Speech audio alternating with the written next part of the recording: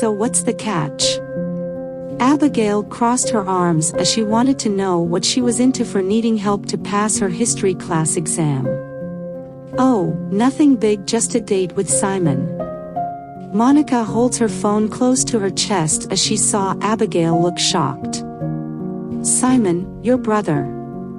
No way. Abigail turned away as she didn't want to hear any more of it, but Monica quickly stopped in front of her. Oh, come on, Abby, please. It's just one date, and besides, Simon's changed. I mean changed. I don't care if he's changed. What he did last time, as he disappeared on me at prom, and it hurt. When he left for school in New York City was the best decision he ever made. Well, if you gave him a chance to explain what happened, you would have understood. Well, tough luck, because I don't want to hear the excuse. Now I need to find some other way to pass my exam.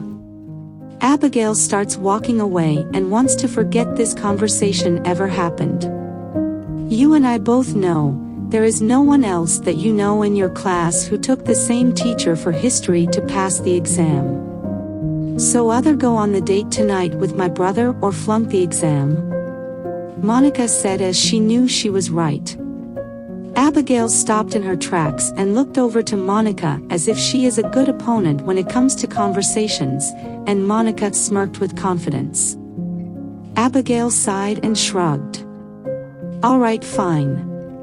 Where do I meet him? At Belmont Park. Right in front of the carousel at 6 o'clock. Monica smiled as if there was something else going on. Abigail wasn't sure what was going on but had to go along with it. Like she had a choice in the matter now. You're lucky you are my best friend, Abigail called out as she walks away to her next class.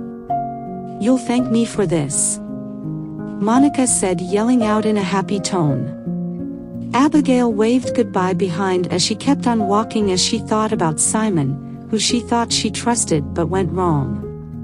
Later that day, Abigail arrived at Belmont Park at 6 o'clock, standing in front of the carousel waiting for Simon to show up.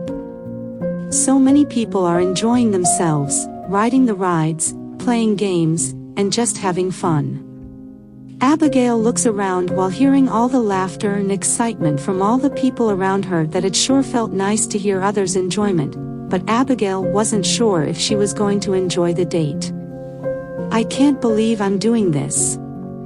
I haven't seen Simon in 6 years since he left for New York, and now this happens. Abigail looks around and still couldn't find Simon. He is sure not hard to find since usually dresses kinda dorky in a cute way, with square glasses that sure didn't fit his facial structure and a cute hairstyle that he tries to look like a gentleman. Abigail thought it was cute Simon tries to make a good impression, but not always. 10 minutes passed and still no sign of Simon. He was probably running late, but Abigail had this feeling that Simon is going to be a no-show, and has made a fool of herself for being stood up.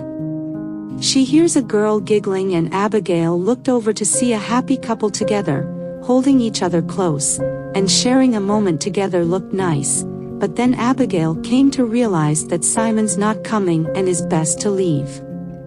Soon a group of girls that are a few feet away from Abigail giggled so flirtily that they are huddled together weirdly. What on earth has got into them? Hey, Abigail. A deep male voice said right behind her that Abigail turns around to see an unrecognizable Simon. He did not look like Simon at all. He looked like a younger version of Fabio from his book covers, but with better glasses on him, and wearing a brown leather jacket. Simon. Abigail couldn't believe her eyes that it was the same guy she cared for. Yes. Simon was a little confused about what was going on with Abigail. I'm sorry, I am just surprised. I didn't even recognize you, she said as Abigail starts to notice more ladies staring at Simon and feeling insecure. Simon started to notice as well, that he comes close to Abigail, holds her close in his arms. Abigail felt a little off guard, but the warm and gentle hug from Simon started to make her feel calm and protected. Abigail didn't want to let go of Simon as she listens to his heartbeat, and her insecurities went away. Simon and Abigail pull away and took a breather as they still held each other's hands. "Are you all right?" Simon asked as he felt concerned for Abigail. "Actually, yes. I feel much better. Thank you." "You're welcome. So now that everything is all right, how about we start the night by riding the carousel?" "I think that's a lovely idea." Abigail took Simon's arm and walks over to the ticket booth. Abigail saw the prices for the tickets and looked a little much, but at the same time, it was nice to enjoy a place that was right next to the beach. She was about to get money out of her purse until Simon stopped her. "Allow me, a lady should never pay for the date." Simon gets his wallet out of his pocket and goes to the ticket window. "2-day passes please," he said as he pays for the passes for both of them. "Wow, Simon, that's really nice of you. You didn't have to do that." Abigail felt so flattered since the last time she went out on a date. Her date was sneaking glances on his phone to watch a football game. "Well, I want to. Also, I never told you that you look lovely tonight," Simon said genuinely as he could see that Abigail blushes a little on her cheeks. "Oh, thank you, but I'm just wearing a red lace blouse, jeans, and ankle boots," she said as Abigail looked at herself with no confidence. "Well, you look like you just did a photo shoot for a magazine." "Well, thank you, but I still think you look lovely. You shouldn't doubt yourself." Simon didn't want Abigail to feel down about herself since it was his own fault for what happened in high school. "I'm sorry, Simon, I'm just still getting used to the fact that you transformed, and I have not changed at all," Abigail said as she walks with Simon to the rides. "Oh, you've transformed as well. You just don't see it." Simon looks over to Abigail and the truth. "Like what?" Abigail crosses her arms as she waits for Simon's answer, but wasn't sure if she wanted to hear it. "Well, from what Monica told me, that you took a couple of years off to take work because your family's event planning business wasn't doing well, and once it got better you went back to school and you're at the top ranks of your class except for this history class you're taking." "Yeah, and the only way, wait a minute, I only told about that class to Monica over an hour ago." "How?" Abigail figured it out when she and Monica talked, and Monica was texting on her phone. "Monica was texting you to say us up, didn't she?"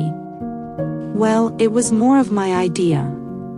She told me that you were having trouble at school and I thought I could take you out on a date."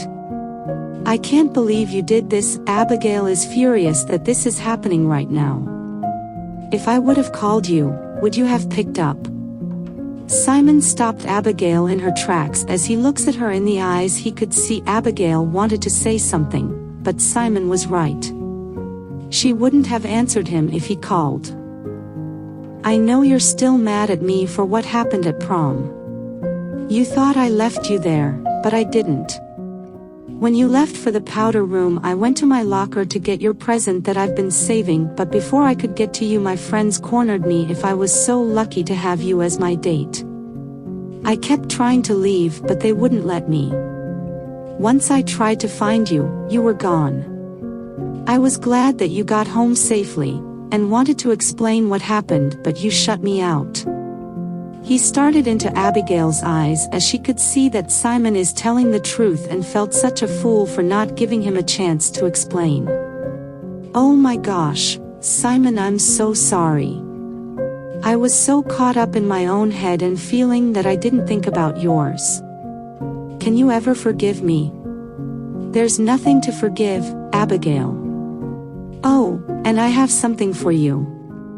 Simon pulls a box of jewelry out of his jacket pocket and opens the lid to show a blue butterfly cameo necklace. Simon takes out the necklace from the box, comes right behind Abigail, and places the necklace around her neck. "I've been wanting to give this to you since prom." Once Simon attached the necklace from both ends, he looked at Abigail, looking more beautiful than ever. "Oh, Simon, it's beautiful. What did I do to deserve this?" Abigail couldn't stop tearing up with so much kindness from Simon that she feels she didn't deserve this. Simon comes closer to Abigail and wipes her tears away from his handkerchief, then puts it away. "Shoo, it's all right. Breathe, Abby. You do deserve this because I still love you. You love me." Abigail is surprised to believe that all these years he still loves her. "Yes. I felt terrible for not trying hard enough to tell you how I felt about you. A real man doesn't walk away. It's okay. I guess we both made mistakes that we needed to be made amends for. So do you still want to go on the carousel?" Simon smiled as he is glad that things are all right now, and looking forward to this date. "I couldn't think of anything better." Simon takes Abigail's hand and walks together to the carousel ride. The line was a bit long, but it only took 5 minutes to get on the ride. Once Simon and Abigail came on the ride, they found a bench to sit together, and attached the belt together. Once the customers got on the carousel, the road started to move. Hearing laughter from children and adults made the date even more wonderful. Abigail looked up, seeing all the light lit up all around her made her feel like a kid again, that she couldn't wait to enjoy her time with Simon, and he made sure of that. After the carousel ride was over, Simon helped Abigail out of the ride and walked out to the exit. He took Abigail to more of the attractions to have the best date ever. They rode the roller coaster, bumper cars, and the tilt-a-whirl that sure made Abigail laugh and smiled the whole time that this couldn't get any better. Simon got an idea and decides to take Abigail to the carnival game and decides to play down the clown. Abigail pays her fee, got some sandbags, and tries to knock them down but couldn't knock one down. Darn it. Abigail felt a little down but did her best of trying. "Here, let me try." Simon gives his entry fee from his pass, the game is set, and he takes off his jacket and places it on the game counter, showing off his flex biceps. Simon starts throwing the sandbags one by one as he knocks down each clown at a time, which made a group of young women notice how hot Simon looks as he throws the sandbags. Abigail started to feel annoyed by them and wanted to leave. "Abby, are you all right?" Simon asked as he won the biggest teddy bear prize in the booth, as he then noticed Abigail looked upset because of the young women that looked like mean girls trying to get Simon's attention, which gave him another idea. Simon places the teddy bear on the counter, takes Abigail by the waist, cups her cheek, and kisses her lips softly as the spark of their love has ignited once more. Abigail pulls back to look Simon in the eye as they didn't notice the mean girls walking away annoyingly, that nothing else matters right now. "Simon, there's something that I haven't told you yet." "What is it?" "I still love you too." Abigail smiled and pulled Simon in for another kiss. Simon kisses her back with full happiness. After a minute of sharing their love for each other, Simon holds his love in his arms for a moment longer as he didn't want things to end. "You know, there is something I'm also curious about." Abigail looked up at Simon with curiosity. "How or what made you decide to become so built?" She asked, since she knew Simon would never change himself unless there was a good reason. "Well, to answer that question, let's go sit down at Beach House to relax for a bit." "I think that's a good idea, but first, I think this bear deserves a good home."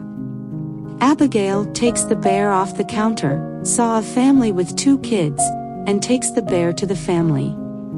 Simon watches Abigail give the giant teddy bear to the father of the family as the 2 children jumped up and down with excitement for their new bear. Simon felt so lucky to be with Abigail again that time never went away even though it did. Abigail walks back to him as he grabbed his jacket, held out his hand, and took Abigail's hand into his as they walked to Beach House. It took Abigail and Simon a few minutes to arrive at Beach House and found a nice spot to sit down right next to a fire pit. Once they both sat down next to each other, Simon took a breath and is ready to talk. When I was away for school in New York in my sophomore year, I was mugged. I haven't told anyone this yet.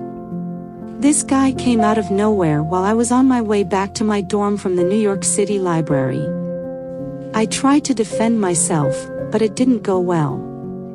Got beaten up pretty badly, all my cash and cards were gone, my school bag was stolen, and all I had left was my phone and the clothes on my back. Luckily, I hid my phone in my pants so the guy couldn't take it from me.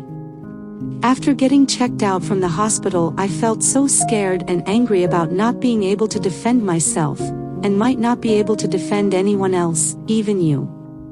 So after I recovered, I took defense classes, went to the gym, worked on a meal diet while the last of my growth came in, and now I'm here with you in my arms sitting by a roaring fire.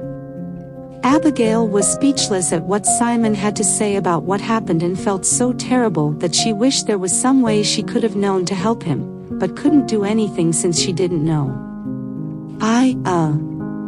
Simon, Hey, don't worry about it. I'm alright now. I've graduated to be back home with a business degree, got a job as a business partner with your family's business as a surprise for you, and hopefully one day we can start a new future for the both of us. Simon felt serious that he wanted to spend the rest of his life with Abigail. Not just to make up for the lost time they didn't have, but also what is waiting for them in the future. Can you promise me something? She asked as she hoped to hear a good answer. I'll do my best, of what you are asking. Simon wasn't sure what Abigail is going to ask, but will still answer the question. When you actually know, when you want to have that future with me, you make sure to ask both of my parents for their blessings. Since my parents want to make sure I'm with the right man to earn it. Abigail said as if she was not joking at all. Business is one thing, but when it comes to marriage it is a very big deal. Simon couldn't help but smile and chuckle at the same time that this was something that he is happy to hear. That is an absolute promise I intend to keep, because I'll do whatever it takes to earn their blessings for your hand.